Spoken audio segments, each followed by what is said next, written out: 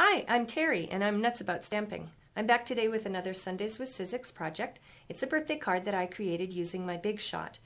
I got the idea from Stampin' Up's online class that you can purchase through me, download to your desktop, open it up, and explore 6 folders filled with tips, techniques, video tutorials, and lots of project ideas. And I kind of got my idea for this birthday card today from one of the sample ideas from the online class, and I added my own little twist to it. So let's make this card. First thing you want to do is gather lots of Whisper White cardstock pieces. You want your card base to be 8.5 by 5.5, scored at the 4 1/4 mark using your Simply Scored. Then you're going to get a layer which is 3 1/4 by 5, another layer which is 2 by 3.5, and then 2 scrap pieces that are about 3 1/4 inch squared. So let's start off by embossing and die cutting some of the pieces for the card front. I've got my honeycomb embossing folder, and I'm going to put the 2 inch by 3.5 inch piece of cardstock inside the folder, and then I'm going to emboss it. I want my platform on tab 1, bottom standard cutting pad, the embossing folder with the cardstock in it, and the top standard cutting pad. And then I'm going to run it through, and that'll emboss the honeycomb on it. And then the next thing I want to do is put my platform on tab 2 with the bottom standard cutting pad. There we go. There's that layer already. Love the honeycomb folder. And then I am going to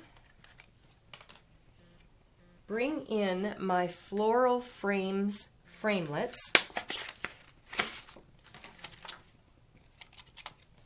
And I'm going to create a layer. I think I have a bigger square here. There we go. I'm going to die cut this flower layer.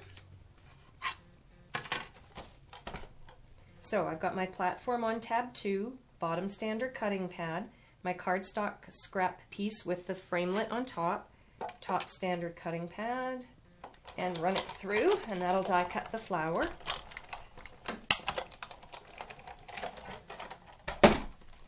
And I am done with my Big Shot.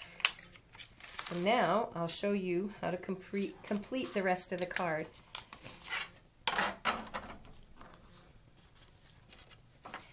Alright, so I'm going to bring in some Stampin' Dimensionals and my card layer that's 5 by 3 3/4, and I'm going to put some Stampin' Dimensionals on the back of this in the 4 corners to give it a little boost off the front of the card. Take off the tails on the Stampin' Dimensionals.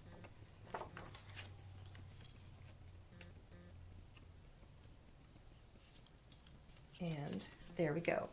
Now, before I attach my honeycomb layer, I want to bring in some Whisper White Baker's Twine and just add a little bit more dimension to this layer. So I'm going to wrap it around twice, and I'm going to cut off using my ribbon cutting scissors a strip long enough,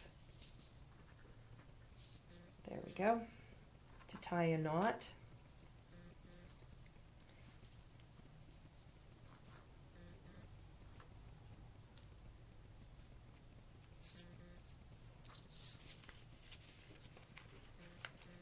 Okay, and then I'll just straighten it out a little bit.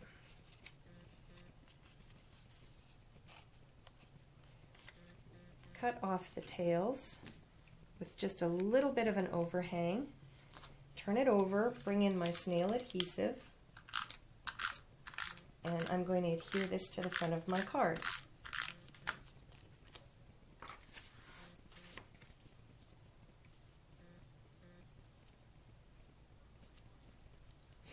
There we go, like so. And then I am going to use some Stampin' Dimensionals for the flower framelit. I'll just put 3 on. And then the last thing I want to do is stamp and color the image that's going to adhere to the front of that card to complete it. So I have my Easy Events stamp set. Love this stamp set because it provides lots of different options for you. It comes in a set of 2, and I'm going to use the Happy Birthday image. Oh, I've already mounted it on clear block D. And I'm going to use my Jet Black StazOn because you can ink it up and color it, and the color will not run.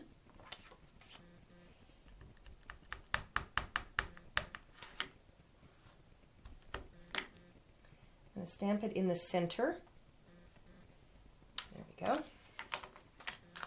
And then I need to color it, and then I'm going to punch it out using my 2.5-inch circle punch. So I've got 3 of my favorite colors that go together to make a bright birthday card: Marina Mist, Wild Wasabi, and Daffodil Delight.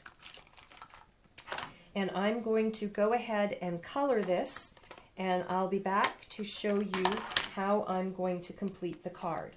I'm going to use my blender pens, which come 3 to a pack and are perfect for picking up color off the lid of your stamp pad and coloring the image. And then to clean off the end of the blender pen, you just rub it on a piece of scrap like printer paper, or I use my grid sheets, until the color runs clean, like so. You just rub it and rub it, turn your pen, and when the color runs clean, then you're ready for your next color.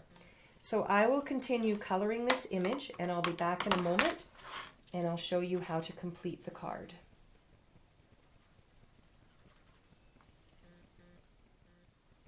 All right, I'm just going to finish coloring these little balls at the end of my plate. Clean off my blender pen. And then I have my 2.5-inch circle punch.